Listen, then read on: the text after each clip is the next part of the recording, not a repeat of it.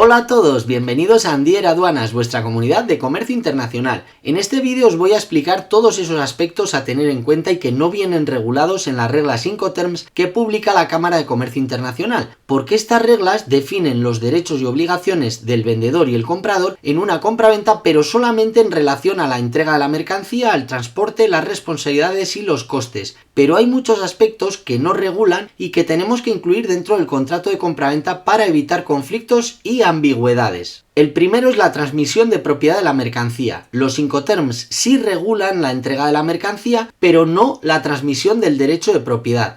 Y esa transferencia de la propiedad es un tema que debe insertarse dentro del contrato de compraventa. Por ejemplo, en algunos contratos se incluye una cláusula llamada reserva de dominio, que dice que se entiende que los productos objeto de ese contrato continúan siendo propiedad del vendedor mientras que el comprador no haya satisfecho el pago total de su precio, y hasta entonces se considera que los productos están en calidad de depósito en poder del comprador. El segundo son los aspectos financieros, el precio de la compraventa y las condiciones de pago. Los Incoterms nunca regulan el precio de la mercancía y tampoco las condiciones de pago, como pueden ser el plazo de pago, el medio de pago, el tipo de divisa, etc. Estos aspectos deberán pactarse e insertarse dentro del contrato. Si por ejemplo nosotros vendemos a un cliente chileno en Incoterm CIF Puerto de San Antonio y no indicamos dentro del contrato que el pago se tiene que hacer a través de un crédito documentario irrevocable a 60 días, nuestro cliente chileno podría retrasarnos el pago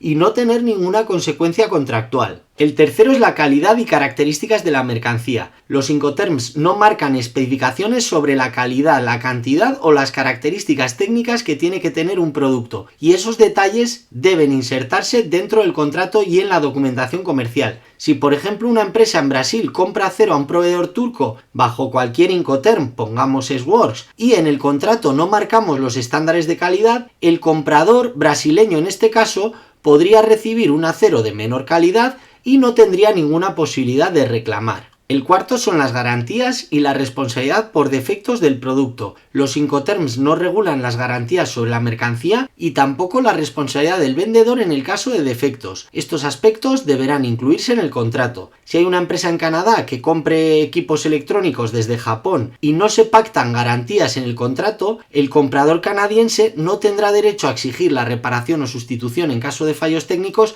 más allá de los que dicte la ley. El quinto es la fecha de entrega de la mercancía, y los Incoterms no regulan una fecha específica de entrega, solo la transferencia del riesgo y los costes. Por eso es fundamental que indiquemos dentro del contrato las fechas y las penalizaciones en caso de incumplimiento. Por ejemplo, si un importador italiano comprase telares desde la India y no se fija una fecha de entrega dentro del contrato, el vendedor en este caso podría retrasar el envío sin ninguna repercusión legal. El sexto son los seguros, excepto en los Incoterms CIP y CIF. Los Incoterms solo regulan el seguro en estos dos casos, en CIP con la cláusula ICCA y en CIF con la cláusula ICCC del Instituto de Aseguradores de Londres, donde el vendedor ahí sí está obligado a contratar un seguro con las coberturas mínimas que os acabo de comentar. Pero para el resto de los Incoterms, el seguro, si quiere contratarse, lo hará la parte que asume el riesgo, y si se quiere otra cosa, debe negociarse e insertarse en el contrato. El séptimo es la fuerza mayor y los eventos imprevisibles. Los Incoterms no regulan qué ocurre en caso de fuerza mayor, como pueden ser desastres naturales, guerras, pandemias, etc. Por eso se recomienda incluir siempre cláusulas específicas dentro del contrato para que puedan cubrir todo este tipo de casos. Si por ejemplo un proveedor portugués no pudiera enviar un pedido a un cliente canadiense por una huelga portuaria, si no hay una cláusula de fuerza mayor, el comprador canadiense podría exigir una indemnización. El octavo es la protección de datos y propiedad intelectual. Los Incoterms no regulan la protección de datos personales y tampoco los derechos de propiedad intelectual, y estos temas deben abordarse dentro de un contrato específico.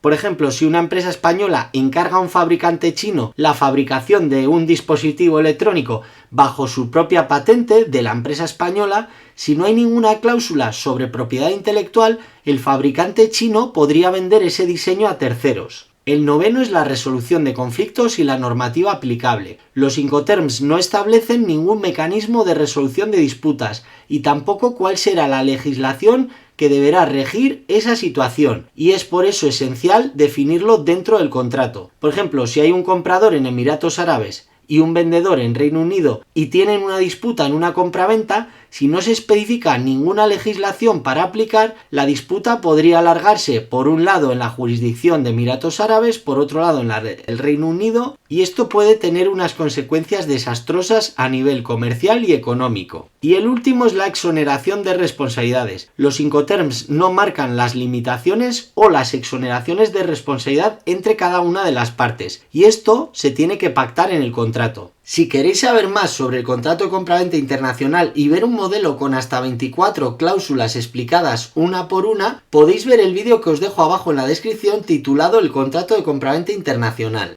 Esto ha sido todo por hoy. Recuerda que puedes comentar los vídeos, compartirlos y suscribirte al canal.